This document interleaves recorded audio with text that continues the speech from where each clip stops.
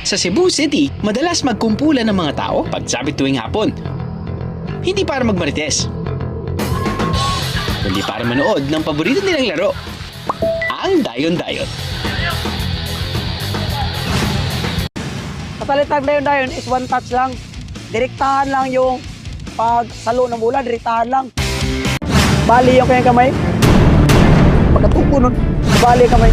Masisiguradong ligtas ang dayon-dayon kasi hindi yan katulad ng basket na maraming mga physical na laro.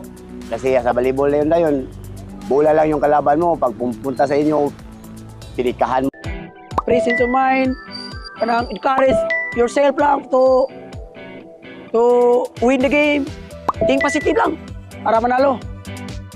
Always remember, better safe than sorry.